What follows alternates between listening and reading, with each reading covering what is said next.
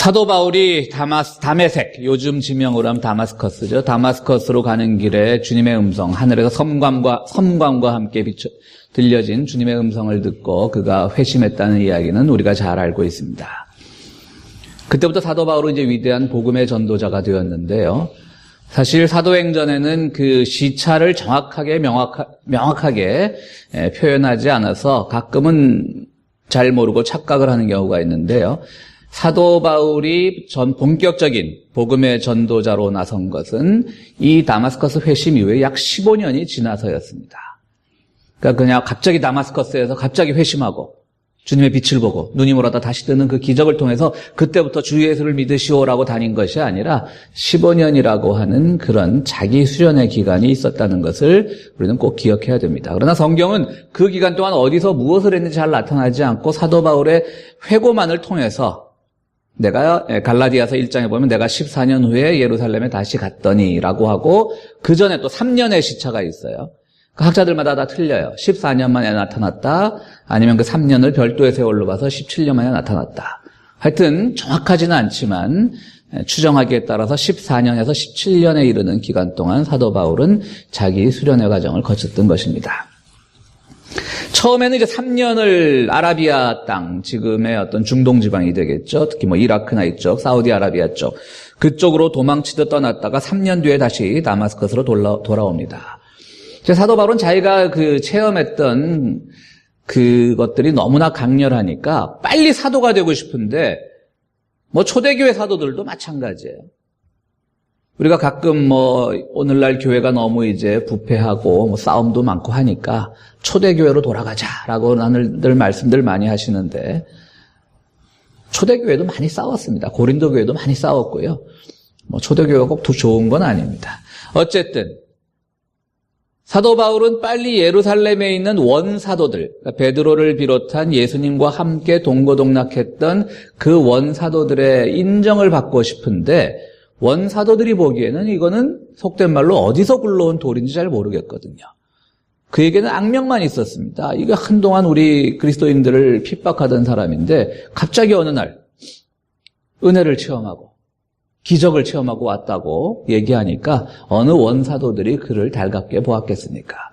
그러니까 3년 동안 아라비아 가서 수행을 하고 왔는데도 예루살렘 가서 사도들의 인정을 받으려니까 잘 되지 않는 거예요. 그나마 그때 바나바라고 하는 사람이 나타나서 괜찮은 사람입니다. 한번 만나보십시오라고 하니까 그제서야 원사도들이 사도 바울을 만났던 겁니다. 그때 이제 바울이겠죠. 아직 사도의 직책을 받기 전이니까. 그런데도 사도 바울은 조금 뭔가 섭섭했던 모양입니다. 그리고 또 자기 고향 다소로 갑니다. 거기서 14년을 있다가 다시 나타납니다.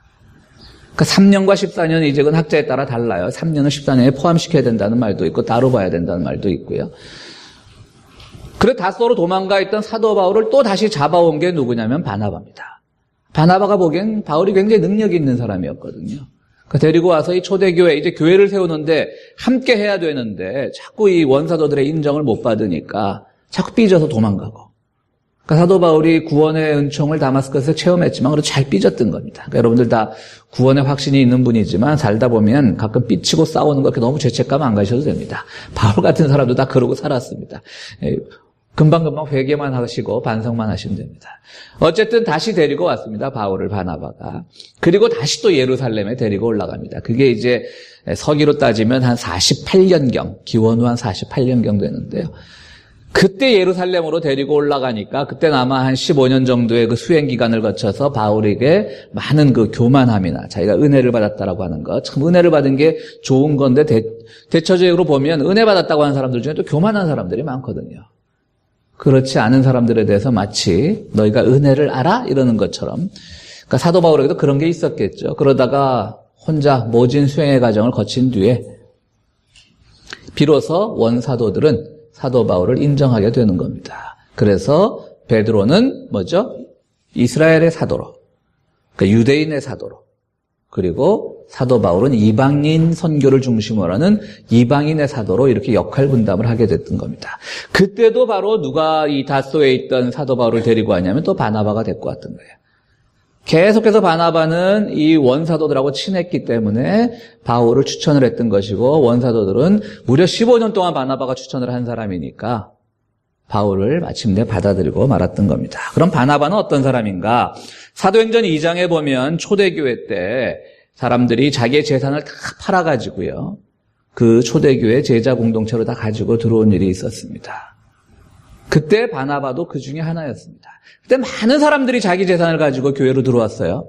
불안하시죠? 오늘도 그렇게 하라 그럴까 봐, 그죠? 다 많은 사람들이 가지고 들어왔어요. 많은 사람들의 이름이 있었겠는데 바나바의 이름만 남았죠. 우리가 몇 가지로 추정해 볼 수가 있습니다. 많은 재산을 바친 사람 중에 바나바가 제일 많은 재산을 바쳤거나 그가 가장 많은 땅을 가지고 있었거나 아니면 바친 사람 중에 또 후에 가장 똑똑하게 부각이 되었거나 그런 것들 때문인지 몰라도 어쨌든 바나바의 이름만 남았죠. 초대교회 공동체에 자기의 재산을 다 바치라고 할 때 바나바가 그때부터 사도들의 인정을 받기 시작했던 사람입니다. 그러니까 사도행전 2장에 처음으로 그 이름이 나오죠. 그리고 이제 그 사도행전 5장에 보면 아나니아와 삽비라라고 하는 사람이 있습니다. 이들도 초대교회에 자기 재산을 다 바쳤던 사람인데 좀 겁이 났던 거예요. 이걸 다 바치고 우리가 살아갈 수 있을까? 라고 해서 일부를 숨겨놨습니다. 그래서 아나니아 남편이 먼저 일부를 숨겨놓고 사도들한테 다 파는 거 다 가져온 겁니다. 라고 했다가 그 자리에서 하나님의 증거를 받고 죽습니다. 몇 시간 뒤에 아내가 나타납니다. 삽비라가 나타나는데 사도들이 또 묻습니다. 정말 다 바친 거냐? 라고 하니까 삽비라가 예, 다 바친 겁니다. 일부를 감춰놓고요. 그러다 그 자리에 죽었습니다. 진짜 불안하시죠? 이제 초대교회는 이런 건 있습니다. 지금도 목회자들 입장에서 초대교회로 돌아가면 좋겠지만 적어도 그 부분은 다 바치는 부분. 그런데 초대교회 때는 예수님의 재림이 금방 올 줄 알았던 거예요. 당장 왜냐하면 예수님의 음성을 들은 사람들이 있으니까 원사도들은 예수님이 내가 곧 오겠다라고 가셨거든요. 그 곧이라는 게 참 애매하잖아요. 금방 오겠다라고 말하니까 원사도들은 그 예수님의 재림에 대한 열망이 강했고 그것을 성도들에게 얘기하니까 성도들은 정말 곧 있으면 이제 예수님이 오시는데 이 땅에 물질이 뭐가 필요하겠느냐라고 하는 뜻에서 많이들 바쳤던 것이죠. 또 우리가 이제 초신자들에게는 그 아나니아와 삽비라의 비유가 아니죠. 이 사실도 참 시험에 빠지기 위한 사건 중에 하나죠. 빠지기 쉬운 사건 중에 하나입니다. 그 재산 좀 숨겨놨다고 하나님이 그 즉시 징벌을 내려서 그렇게 죽이는 잔인한 하나님인가? 참 어려운 부분인데요. 물론 성경에는 하나님의 징벌을 받아서 그렇게 되었다라고 나와 있는데요. 저는 이렇게 생각을 해봅니다. 초대교회가 굉장히 사람들이 응집력이 강하잖아요. 이 공동체를 살려야 되는 거예요. 이 공동체만 이제 주님 재림하시면 부활해가지고 같이 이제 하늘의 영광에 참여하는 단체들인 거죠. 오늘날도 마치 시한부 종말론을 강조하는 이단 종파들처럼 말이죠. 그러니까 저는 완전히 성서적으로는 자칫 잘못하면 이단의 소리도 들을 수 있지만 저는 아마도 초대교회 공동체에서 이들을 린치라 그러죠. 개인적인 사형을 가해가지고 어떻게 죽인 게 아닌가 이런 생각도 해봅니다. 그렇지만 이제 그들은 하나님의 뜻이라고 생각을 했겠죠. 모든 사람들이 다 자기 걸 바쳤는데 누군가가 그거를 그렇지 않는다라고 하면 바친 사람들은 불안해지거든요. 왜 쟤는 안 하지? 라고 해서 그 안에 내부 갈등이 이런 사건을 부르지 않았나라고 추측을 해봅니다. 그건 추측일 뿐이고요. 어쨌든 성경에서 하나님의 징벌을 받아서 이 두 사람은 죽게 되는 겁니다. 어쨌든 그때부터 이제 이 바나바는 부각이 되는 겁니다. 그래서 이제 예루살렘 회의 이후에 48년에 있었던 예루살렘 회의 이후에 바울을 이제 안디옥으로 보내면서 그곳에 교회를 개척해라. 본래 이것을 바나바에게 내렸던 명령인데 바나바는 바울에게 같이 가자라고 합니다. 그러니까 본래 바나바를 보낼 때는 그 안디옥에 있던 유대인 공동체를 위한 그리스도 교회를 만들라고 예루살렘 사도회의, 즉 베드로가 주축이 되었던 그리고 예수님의 형제였던 야고보, 제자 야고보 말고요. 예루살렘 교회를 지키고 있던 투탑이 그야말로 베드로하고 예수님의 형제 야고보였거든요. 이 두 사람이 바나바를 이제 안디옥으로 보냈던 건데 거기서 바나바는 혼자 자신이 없어서 그랬는지 바울을 데리고 갑니다. 그리고 거기서 엄청나게 교회 개척을 해서 성공을 하게 되고요. 그때부터 이제 바울은 내 역량은, 내 달란트는 한 교회에 머물러서 교회를 개척하고 세우는 것이 아니라 선교를 해야 되겠다라고 하면서 이제 선교 여행을 다니기 시작했던 것이죠. 자, 오늘의 말씀은 우리가 이제 바울과 바나바의 관계를 봤는데요. 오늘의 말씀은 어떤 부분이냐면 2차 전도여행을 갈 때, 바울이 통틀어서 3차의 전도여행을 하지 않습니까? 2차 전도여행을 갈 때 마가 요한이라고 하는 오늘날의 마가복음을 쓴 저자라고 하는 그런 설이 있는 한 사람입니다. 마가 요한이라고 하는 사람이 바나바의 조카인데 2차 전도 여행을 갈 때 1차 전도 여행 때 함께했던 마가 요한을 데리고 가지 말자는 걸로 바울과 바나바가 싸우게 됩니다. 바울은 안 된다. 데리고 가지 말자, 마가 요한을. 그리고 바나바는 자기 조카 때문인지는 몰라도 어쨌든 꼭 데리고 가야 된다. 이렇게 능력 있는 친구를 왜 안 데리고 가냐. 둘이 싸우다가 갈라서게 되었다라고 하는 것이 오늘의 본문입니다. 그래서 바나바는 자기 조카인 마가 요한을 데리고 키프로스 지역으로 선교여행을 떠났고 사도 바울은 실라라고 하는 새로 부각된 인물을 데리고 소아시아 쪽으로 떠났습니다. 결과적으로 보면 사도 바울의 선교 행적은 큰 열매를 거두어서 오늘날 초대교회 기초가 되었고 사도 바울이 각 교회에 보냈던 13편의 편지가 오늘 성경에 남아있는 겁니다. 바나바는 그 이후로 성경의 역사 속에서, 교회사의 역사 속에서 사라졌습니다. 나중에 보면 또 사도 바울은 바나바를 굉장히 비난하는 부분도 많이 있습니다. 왜 그랬는지 사도 바울은 끝까지 바나바에 대한 비난을 놓지 않고 끝까지 하고 있습니다. 이 마가 요한의 어떤 문제 때문에 두 사람이 이렇게 갈등을 했을까? 여러 가지, 거기도 또 여러 가지 의견들이 있습니다. 2차 전도 여행으로 가려고 했던 그 밤빌리아라고 하는 지역은 당시에 그 산세도 험하고 기후도 좋지 않고 산적도 많이 출몰하는 지역이었다고 합니다. 그렇기 때문에 마가 요한이 겁이 나서 안 가려고 했던 건데, 그래서 그때 1차 전도 여행 때 잠시 빠졌던 건데, 사도 바울은 그런 겁쟁이를 2차 여행에 다시 데리고 갈 수 없다라고 했던 것이고, 바나바는 그럼에도 불구하고 데리고 가야 된다. 라고 하는 그런 입장이었던 것이죠. 여러 가지 얘기들이 많이 있습니다. 그러나 가장 중요한 건 이거 같아요. 그 1차 전도여행 중간에 마가 요한이 전도팀에서 빠져나와서 예루살렘을 방문을 합니다. 그 기록은 잠시 방문했다는 얘기만 나오지 더 이상의 자세한 기록은 나와 있지 않습니다. 그럼 이렇게 추정이 가능합니다. 아마도 바울과 바나바 사이에 갈등이 있으니까 예루살렘 교회하고 바울은 여전히 좀 껄끄러운 상태니까 마가 요한이, 그러니까 마가가 어떤 바울의 잘못된 부분을 원사도들한테 이르기 위해서 예루살렘에 갔던 것이 아닌가. 저 사람 도무지 안 되겠어요. 바나바가 우리 삼촌이 더 높은 사람인데 우리 삼촌 말도 안 듣고 이런 식으로 얘기했을 수도 있겠죠. 어쨌든 저는 그게 가장 설득력 있는 주장이라고 봅니다. 그러니까 사도 바울이 화가 난 겁니다.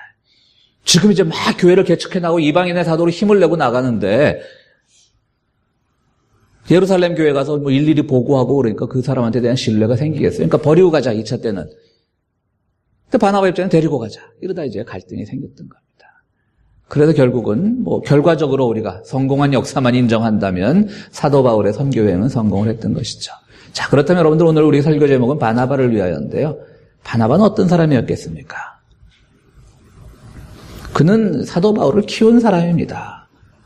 삼고초려란 말도 있지만 계속 아라비아로 다소로 도망가 있던 사도 바울을 데리고 와서 예루살렘 사도들에게 소개를 시키고 요즘 말로 하면 추천장을 써주고 후견인이 되었던 것이고 그를 안디옥 교회 갈 때 함께 데리고 갔을 것이고 그리고 바나바 덕분에 사도 바울이 각 지역에 선교여행을 할 때 많은 크레딧을 얻을 수 있었을 겁니다.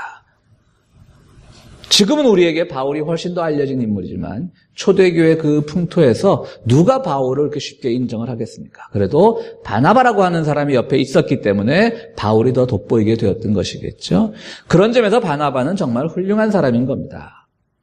분명히 그들은 첫 번째 갈등이 있었지만 그 갈등 속에서도 바나바는 역사 속에서 사라졌지만 그러나 바울이 오늘날 13편의 편지를 남기고 바울이 교회를 세울 수 있었던 것은 보이지 않았던 그 바나바의 공헌이 컸다라는 것을 우리가 짐작할 수가 있습니다. 나중에 빌레몬서 24절, 골로새서 4장 11절에 보면 바울은 마가를 다시 데리고 옵니다. 그러면서 나와 함께 일하는 자라고 소개하고 있습니다. 그렇다면 바나바와 마가도 다시 갈라졌을 가능성이 있고 중간에 바나바는 선교 사역을 포기했을 가능성이 있습니다. 그러니까 뛰어난 사람이었던 거죠, 마가를. 그래서 마가를 다시 데리고 와서 마가는 나중에는 바울의 선교팀에 합류를 하게 됩니다. 본래 그 마가 때문에 갈라졌었는데 바울과 바나바가 결국은 그 선교팀에 합류를 하게 되는 것이죠. 어쨌든 오늘 우리는 신앙생활하면서 예수님을 본받아 살기를 원하고 또 바울의 그 열정을 본받아 살기를 원하지만 사실은 그것은 쉬운 일은 아닙니다, 여러분. 우리가 예수님처럼 살아야 되겠다라고 말하지만 저는 불가능하다고 생각합니다. 우리 예수님처럼 살 수 없습니다.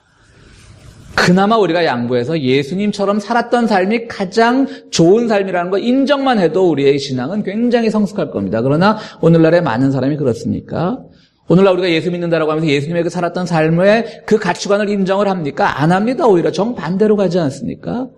오히려 가난한 자를 무시하고 정의의 편에 서지 않으려고 하고 그리고 말로만 예수 믿고 구원받았다라고 하는 그것이 예수님의 삶을 인정하는 그런 신앙생활은 전혀 아닙니다. 그렇다면 우리가 성경에서 정말 예수님처럼 사는 거 좋은 거지만 너무 힘들어. 바울처럼 열정을 가지고 사는 거 너무 좋지만 힘들어. 그렇다면 오늘은 우리가 한번 바나바의 삶은 어떤 삶일까를 생각해 보자는 거죠. 바나바처럼 표시는 나지 않지만 그러나 자기보다 뭔가 뛰어난 능력을 가진 사람이 있으면 그를 성심성의껏 후원해 줄 수 있었던 사람. 그리고 그를 위해서 나중에는 결국 갈라서기는 했지만 초대교회에서 저는 이런 생각도 해봐요. 바나바가 바울을 욕하고 다니진 않았을 것이다. 바울이 어느 지역에서 새롭게 교회를 개척한다는 소문을 들으면 그곳에 편지를 써서 바울을 잘 도와주라고 말하지 않았을까. 저는 그런 생각도 해봅니다. 표신하지 않는 사람, 그러나 실제로 초대교회를 세우는데 가장 큰 기여를 했던 사람, 겸손한 사람, 그리고 따지고 보면 분명히 바나바는 바울보다 능력이 떨어진 사람은 틀림없습니다. 뭔가 부족했던 사람입니다. 그게 자기도 그걸 알기 때문에 항상 바울을 옆에 두려고 했던 것이죠. 그렇게 표신하지 않는 삶을 통해서 그는 오늘날 성경에는 기록되어 있지 않지만 그러나 예수 그리스도의 몸된 교회를 초대교회 때 세울 때 큰 공헌을 한 사람이고 하나님의 명부에는 분명히 기록되어 있을 거라고 생각을 합니다. 누가복음에 이런 말씀이 나옵니다. 예수님의 제자들 중에 나중에 12제자 말고 또 70인 제자를 다시 예수님이 세우시죠. 그때 70인 제자들이 각기 마을에 흩어져 갖고 막 복음 전도 활동을 하는데 자기들도 놀란 거예요.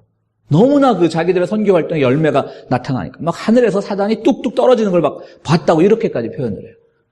얼마나 그 선교 사역의 열매를 얻었으면 그 70인의 제자, 12명의 제자의 축에도 못 끼는 그 70인의 제자들이 주님에게 우리가 어느 마을 가서 선교를 하는데요. 하늘에서 그냥 마귀의 권세가 뚝뚝 땅에 떨어진 게 다 보였어요라고 하니까 주님께서 뭐라고 말씀을 하시냐면 그걸 기뻐하지 말고 너희의 이름이 하늘에 기록된 것을 기뻐하라고 말씀을 하시죠. 막 들떠 있으니까 지금 이제 나는 정말 이제 12제자도 안 부럽다라는 식으로 들떠 있는 사람들에게 하늘의 이름에 기록된 것을 기뻐하라고 말씀하십니다. 바나바를 보면 딱 그 경우 같아요. 오늘 우리가 신앙생활하는 경우도 바로 그 경우입니다. 우리가 막 눈에 보이는 열매를 거두지 못합니다. 우리가 바울처럼 열정적으로 선교하지 못합니다.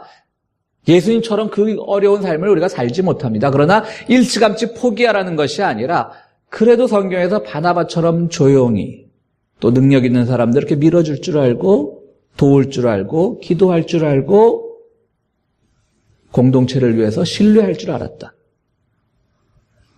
어떻게 보면 그가 초기에 그 이름이 나타났던 재산을 바친 것은 그 공동체를 신뢰했던 행위거든요. 오늘날로 따지면 우리가 교회를 신뢰할 줄 아는, 표신하지 않지만 그것을 통해서 바나바가 분명히 하늘에 그 이름이 기록된 것은 틀림없는 것입니다.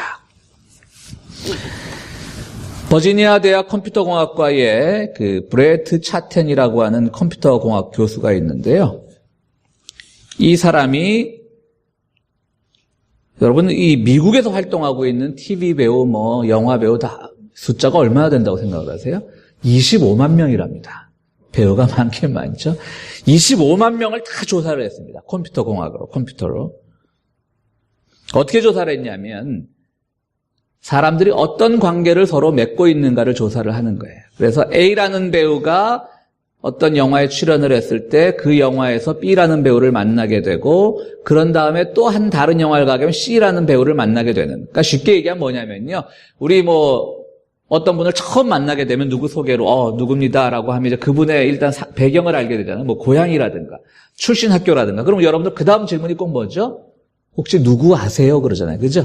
그렇죠? 출신 학교 나오면 누구 아세요? 고향이 어디라고 누구 아세요? 어느 교회 출신이라고 누구 아세요? 그러다 보면 한 두세 단계를 거치게 되면 알게 되는 경우가 많아요. 저는 잘 모르는데요. 그러면 또 소위 오지랖이 넓다는 사람은 그새 전화를 하죠. 야, 내가 누굴 만났는데 우리 동창 중에 누구 있냐고 물어보더라. 너 누구 아냐? 나는 그 사람 생각이 안 나는데 그런 사람들도 있어요. 그죠? 그러다 보면 한 2-3단계 지나면 다 만난다는 거예요. 아는 사람을. 여러분들이 6단계만 지나면, 유명하지 않은 우리들도 6단계만 지나면 세계 모든 사람들과 연결이 된답니다. 좀 과장 같은데 실험은 안 해봤습니다. 제가 6단계를 지나면 모든 사람과 만나게 되는지. 그런데 이제 이 브래드 차텐이라고 하는 이 컴퓨터 공학자가 뭘 연구를 했냐면 배우 25만 명을 조사를 해가지고요.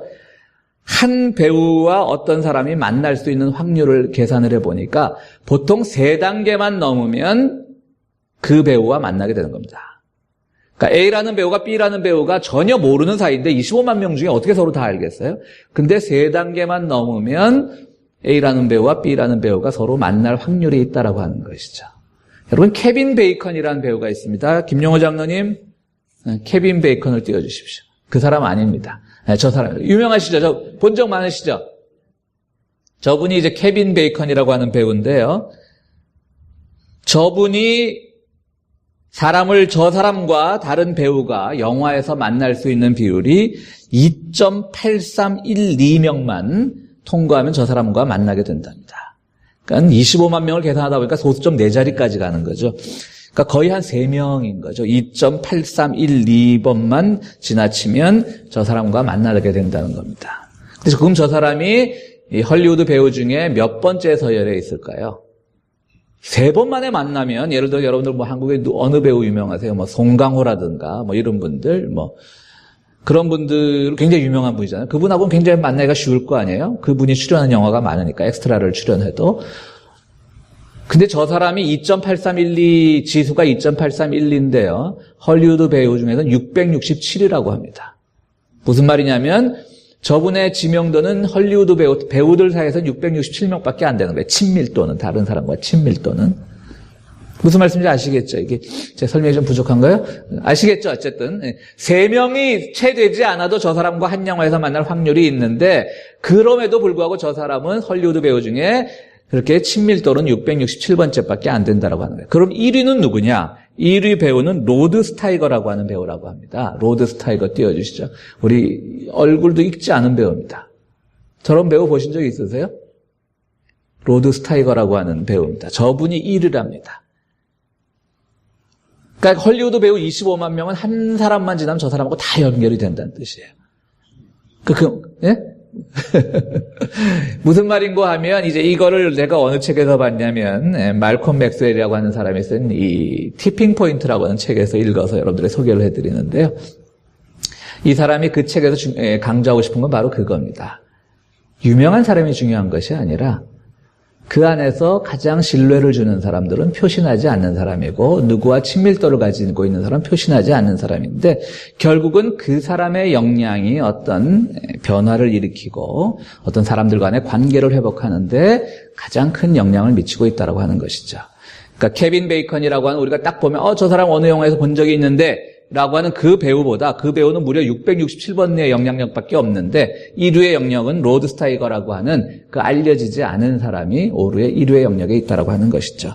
제가 왜 이 말씀을 여러분들에게 드리냐면, 사도 바울 같은 사람은 어찌 보면 굉장히 유명한 배우입니다. 배우로 치자면 탑 배우라고 할 수 있겠죠. 그러나 그의 영향력보다는 알려지지 않은, 마치 로드 스타이거 같은 그런 바나바 같은 사람들이 오히려 우리들에게 더 큰 영향력을 미칠 수 있고 우리들에게 더 큰 감화를 줄 수 있다고 하는 겁니다. 오늘 우리는 사도 바울의 그 힘들고 또 헌신을 다했던 그 선교 여행에 힘입어서 기독교가 발전하고 교회가 발전하고, 그의 능력 때문에 우리는 사도 바울의 서신들을 읽고 은혜를 받습니다. 물론 훌륭한 분입니다. 그러나 역사 속에서 감추어졌던 바나바 같은 분들이 있었기에 바로 교회는 든든히 서갈 수 있었던 겁니다. 오늘 성도 여러분들은, 저는 우리 교회 교인들이 모두 다 예수님처럼 그런 삶을 살기를 원치 않습니다. 살기 어렵기 때문입니다. 누구도 그렇게 자신 있게 말 못합니다. 왜 그렇게 자신 있게 말하는 순간 우리는 교만에 빠져버립니다.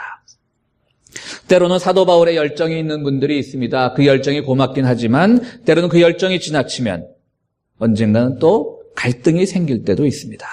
오늘 우리는 정말 묵묵히 자기의 일을 하는 자리에서, 표신하지 않는 자리에서, 그가 남긴 흔적이 없을 수 있지만 보이지 않게 하나님 나라를 위해서, 초대교회를 위해서 애썼던 그 바나바의 삶의 자세가 오늘 우리들에게 필요하다고 생각됩니다. 주님은 우리의 이름이 땅에 기록되는 것을 원치 않을 겁니다. 우리가 예수님처럼 살지 못하면, 사도 바울처럼 살지 못하면 우리의 이름이 땅에 기록될 일은 거의 없습니다. 그러나 바나바처럼만이라도 우리가 살기만 한다면 우리의 이름은 땅에는 기록되지 않겠지만 하늘에는 기록될 것입니다. 바로 주님께서 너희의 이름이 하늘에 기록된 것을 기뻐하라는 것도 그런 뜻에서 말씀을 하신 겁니다. 사랑하는 성도 여러분, 여러분들 모두가 바울이 아닌 바나바의 그 삶도 참 훌륭했던 삶이라는 것을 인정을 하시면서, 비록 그가 초대교회 역사 속에서 사라졌지만 그의 모든 신뢰도, 친밀도, 보이지 않는 헌신도가 초대교회를 읽었던 것을 생각하면 하나님이 그에게 축복을 주셨으리라고 믿습니다. 우리 성도 여러분들 모두도 바나바를 위해 생각하면서 바나바 같은 삶을 살면서 하늘에 여러분들의 이름이 기록되는 놀라운 은총을 누리시는 여러분들이 되시기를 간절히 바랍니다. 우리 함께 기도하시겠습니다.